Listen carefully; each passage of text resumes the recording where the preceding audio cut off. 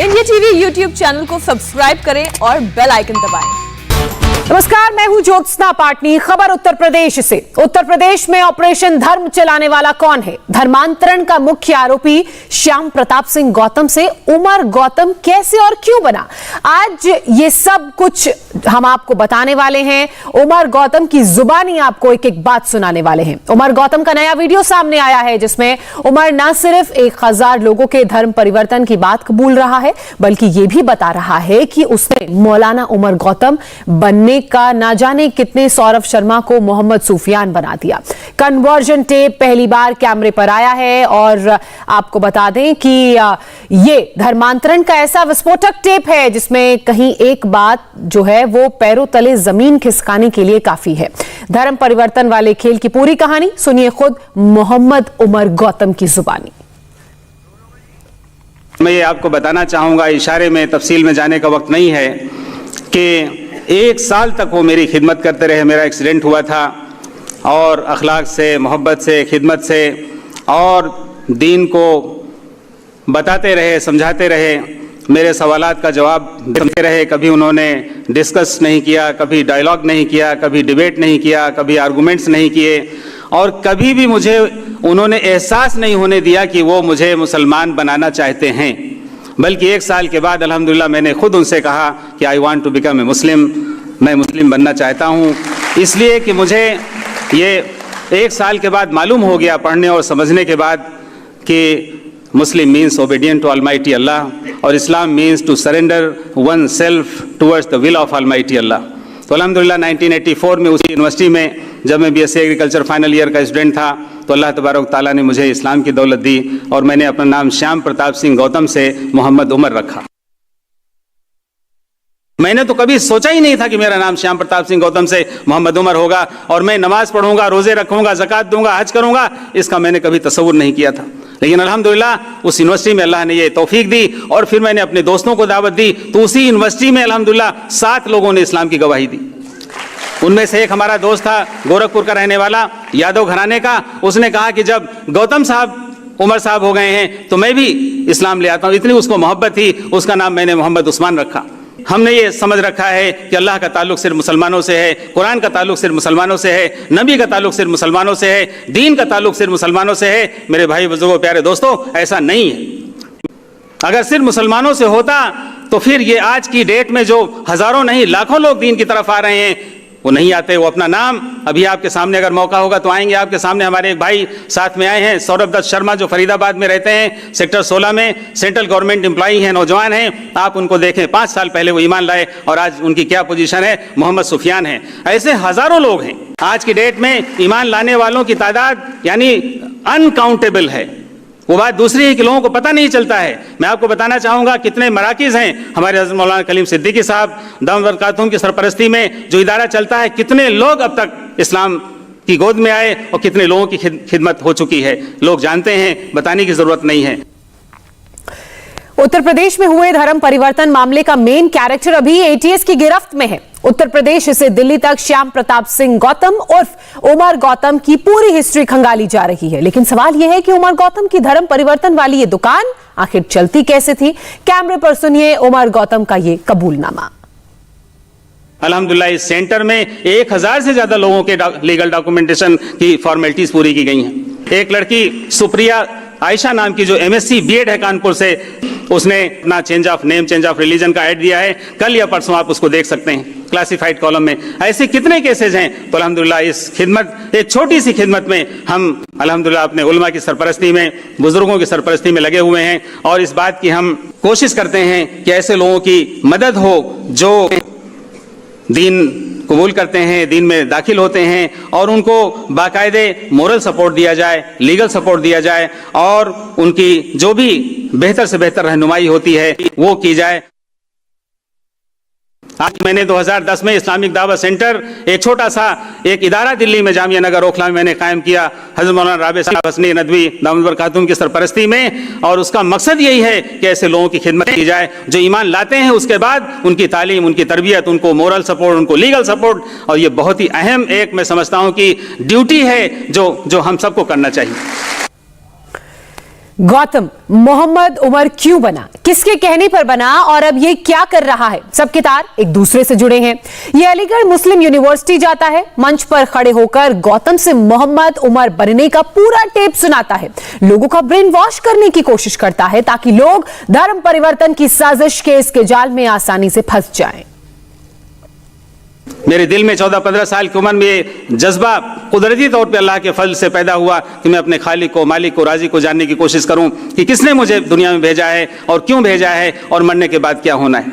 वहां पर 33 करोड़ देवी देवताओं की बात होती थी और मरने के बाद 84 लाख योनियों में आवागमन की बात होती थी, इनकारनेशन की, पुनर्जन्म की बात होती थी, जो मेरी दूर दूर तक समझ में नहीं आती थी। ये अल्लाह का फजल है कि मुझे अल्लाह ने ये एक हमारे मोहसिन जो हमारे दोस्त थे, पड़ोसी थे, उन्होंने इंसानियत की बुनियाद पर, अखलाक की बुनियाद पर, खिदमत की बुनियाद पर इस्लाम को पेश किया और आज भी मैं शुरू से लेकर आज तक अमलन देखता हूं कि इसकी शदीद ज़रूरत है, सख्त ज़रूरत है। धर्म परिवर्तन के इस रैकेट के बाद जांच एजेंसियां जबरदस्त एक्टिव मोड में नजर आ रही हैं। हर दिन नए नए मामले में खुलासे हो रहे हैं, नई जानकारियां सामने आ रही हैं। अब यह पता चला है कि मौजूदा वक्त में देश भर में 60 से ज्यादा इस्लामिक दावा सेंटर चल रहे हैं। इनके मेन टारगेट पर उत्तर प्रदेश, दिल्ली, हरियाणा, राजस्थान और महाराष्ट्र जैसे राज्य हैं। इस्लामिक दावा सेंटर के नाम पर कट्टरपंथी और धर्म परिवर्तन की गतिविधियों को अंजाम दिया जा रहा है और इसे साइलेंट जिहाद का नाम दिया गया है। इतना ही नहीं, पाकिस्तान की आईएसआई से इस साजिश के तार जुड़े हैं, यह शक तो पहले से ही था, क्योंकि इस्लामिक दावा सेंटर को अमेरिका, कतर, कुवैत से भी फंडिंग हो रही है। लेकिन बड़ी बात यह भी है कि उमर गौतम ने खुद एक लोकसभा सांसद से भी फंडिंग का दावा किया है। पूछताछ में पता चला है कि केंद्र का एक अफसर इस्लामिक दावा सेंटर को डिटेल देता था, मूक बधिर युवाओं और महिलाओं की डिटेल मुहैया कराता था, जिन्हें आर्थिक मदद देकर धर्मांतरण के लिए टारगेट किया गया। इस्लामिक दावा सेंटर का संबंध कतर के इस्लामिक ऑनलाइन विश्वविद्यालय से है, जिसके उपदेशक डॉक्टर बिलाल फिलिप्स जाकिर नाइक के सहयोगी हैं।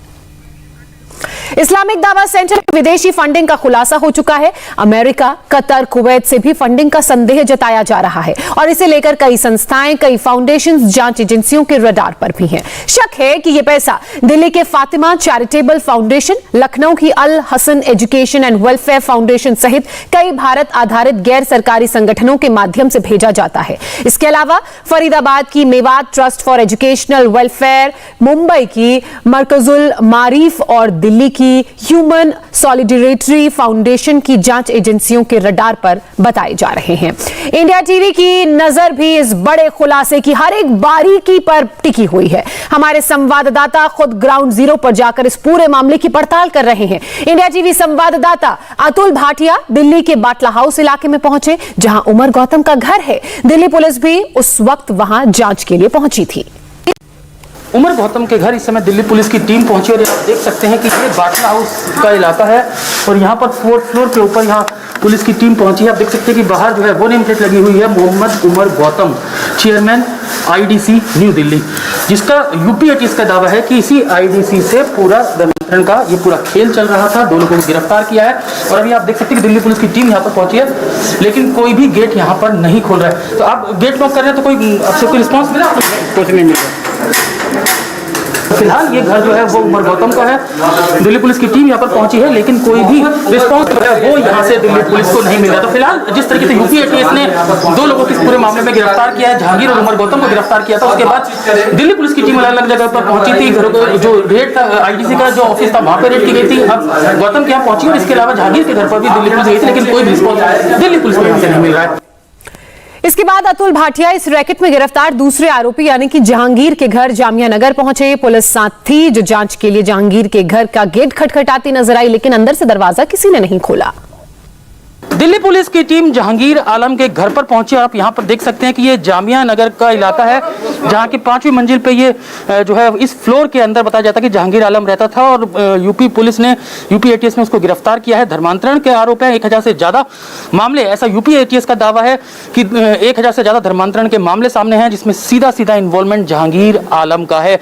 तो अभी आप देख सकते हैं दिल्ली पुलिस की टीम जो है वो यहाँ पर पहुंची है। गेट नॉक किया जा रहा है, लेकिन कोई भी घर का सदस्य गेट खोलने के लिए तैयार नहीं है। बताया जाता है कि घर के अंदर बच्चे हैं और जो जहांगीर आलम है उनकी वाइफ जो है वो घर के अंदर मौजूद है, लेकिन कोई भी कैमरे पर आने के लिए तैयार नहीं है। फिलहाल जो यूपी एटीएस की टीम है वो जहांगीर आलम को उसने गिरफ्तार किया था, लेकिन अब इस समय घर का कोई भी सदस्य इस पूरे मामले में बात करने के लिए तैयार नहीं है। बड़ी बात यह है कि उमर गौतम न सिर्फ लोगों का ब्रेन वॉश करके लोगों का धर्म परिवर्तन कराता था, बल्कि उसने अपने इलाके के लोगों को गुमराह भी कर रखा था। साइलेंट जिहाद के नाम पर उमर गौतम कौन सा पाप कर रहा था, लेकिन बाटला हाउस के लोगों को भी इसके बारे में कोई जानकारी नहीं थी। उमर गौतम के पड़ोसी से हमारे संवाददाता अतुल भाटिया ने बात की। धर्मांतरण का मामला सामने आया है। कहते हैं यूपी एटीएस का यह आरोप है कि 1000 से ज़्यादा मामले सामने आए हैं और जो आईडीसी का ऑफिस है वहाँ पे काफ़ी विदेशों से भी फंडिंग हो रही है। नहीं, ऐसा तो कुछ नहीं है। यहाँ तो ये कई साल से यहाँ रह रहे हैं गौतम साहब और दीन का काम करते हैं, इस्लाम धर्म फैलाने का काम करते हैं। ये तो इनका ऑफिस भी बना हुआ है यहाँ पे और सब कुछ लीगली करते हैं, तो इसमें लीगल नहीं है। मेरे पड़ोसी हैं ये। आईडीसी का पर्पस क्या है सर?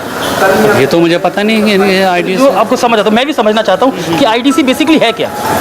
सर ये होता है जब जमाती होते हैं ना, इस्लाम फैलाना, अपने दीन की तालीम बताना लोगों को, उसकी तरफ अपने राग़िब करना, अपने धर्म की तरफ लाना और उनको नमाज़ पढ़ने के लिए दावत देना, ये काम करते थे ये गौतम साहब। तो ये ऑलरेडी कन्वर्ट है, हिंदू थे पहले, ये अब मुसलमान हो गए पिछले कई साल से। वही यूपी एटीएस ये कह रही है कि वो हिंदू से मुस्लिम हो गए और कई जो गरीब तबके के लोग थे, परिवार थे, उनके बच्चों को ज़्यादा जो मुस्लिम धर्म में कन्वर्ट करते थे। बिल्कुल एजुकेशन पे भी काम करते हैं। इनका पूरा हिंदुस्तान में है, तो आसाम भी जा रहे थे, उड़ीसा भी जहाँ जहाँ गरीब बच्चों को किसी को तालीम की मदद करनी है, किसी को कुछ करना है, ये सारा ये काम करते थे ये गौतम साहब।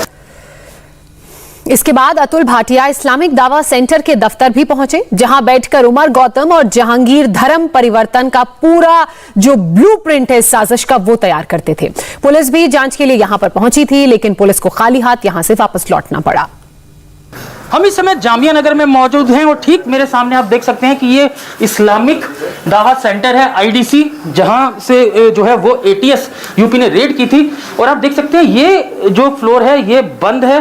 बताया जाता है कि जब यूपी एटीएस की टीम यहां पर पहुंची थी उसके बाद से यहां पर कोई नहीं है और हमने कई बार इसे नॉक भी किया है, लेकिन कोई भी यहां पर अंदर मौजूद नहीं है। लेकिन गेट एक खुला हुआ है, जाली का गेट मैं आपको दिखाना चाहूंगा। जाली का गेट जो है बंद है, लेकिन अंदर से जो लकड़ी का गेट है वो खुला हुआ है। लेकिन हमने कई बार इस गेट को नॉक किया, लेकिन यहां पर कोई भी अंदर मौजूद नहीं है। और जिस तरीके से यूपी एटीएस ने इस बात का दावा किया है कि इसी दफ्तर से, यानी कि जो इस्लामिक दावा सेंटर है, आईडीसी है, यहीं पर ही उमर गौतम और जहांगीर जो है वो बैठते थे। धर्म परिवर्तन के लगभग 1000 मामले सामने आए हैं। इसके अलावा दिल्ली पुलिस को इस बात की जानकारी मिली है, तो दिल्ली पुलिस की टीम भी यहां पर पहुंची थी। और इसके अलावा सबसे अहम बात जो है कि आईडीसी के जो अकाउंट थे उनमें काफी फंडिंग विदेशों से भी आती थी। पुलिस को शक इस बात का है कि आईएसआई भी जो है इस पूरे जो नेटवर्क है, जो पूरा रैकेट है, इसके अंदर इन्वॉल्व है। फिलहाल यूपी इस पूरे मामले की जानकारी जो है वो इकट्ठा कर रही है, लेकिन अभी इस आईडीसी के दफ्तर के अंदर कोई भी मौजूद नहीं है। जो आसपास के लोग हैं वो भी इस पूरे मामले में बात करने के लिए तैयार नहीं है। और फिलहाल वक्त हमारे लिए एक छोटे से ब्रेक का है। ब्रेक के बाद देखिए गाजियाबाद से धर्म परिवर्तन पर एक और चौंकाने वाली ग्राउंड रिपोर्ट। नमस्ते, मैं हूं मीनाक्षी जोशी। वीडियो और खबरों से अपडेट रहने के लिए India TV YouTube channel subscribe करें, बेल आइकन दबाना ना भूलें। जुड़े रहें इंडिया टीवी के साथ।